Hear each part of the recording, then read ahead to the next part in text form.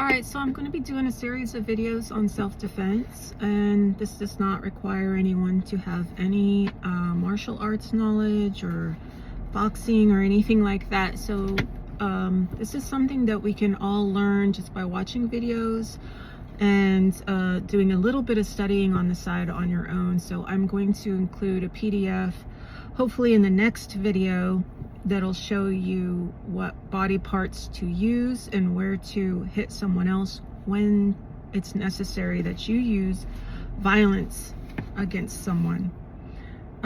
So here's a quote from Marshall McLuhan. It says, "Our age of anxiety is, in great part, the result of trying to do today's job with yesterday's tools and yesterday's concepts." So to begin with, violence is a tool. It's like any other tool, and tools in and of themselves are not evil. How we use tools may be evil. If someone attacks you and you use violence as a means of self-defense, it's not evil. What is evil is an evil intent, such as using violence against someone when unprovoked.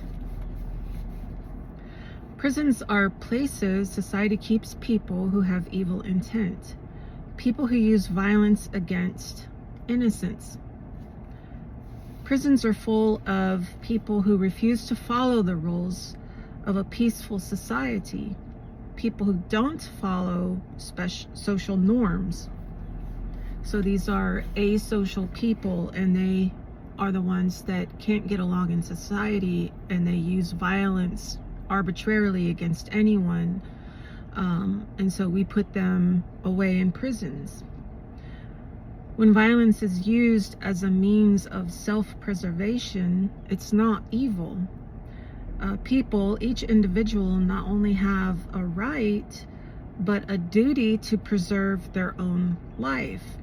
And most of us don't like the idea of using violence, and even when we go to protect ourselves, we pull our punches because we just have this long-standing belief that's been, I guess, taught to us since we were young, that, you know, fighting's not the answer and that you shouldn't hurt people and this and that. But what this guy is saying is that sometimes, and this is a Navy SEAL, he says that sometimes violence is the answer, and you have to use violence against someone who's being violent against you. And that's something that we all need to start understanding, that when we go to protect ourselves, we have to put away the belief that we shouldn't do harm, and that sometimes we are going to have to be violent. So when someone attacks you violently, you must be prepared. You must be willing to accept the fact that you may be forced to use violence against a violent person. You must be willing to level the playing field. If you don't, you'll be at a disadvantage. This is tactical, strategic. It's preparation. How many violent people were found because the person they attack, unalived or AR'd, had DNA under their fingernails? My guess is many. Scratching at a violent person or pulling your punches most of the time will not save your life, but only make an already violent attacker more violent.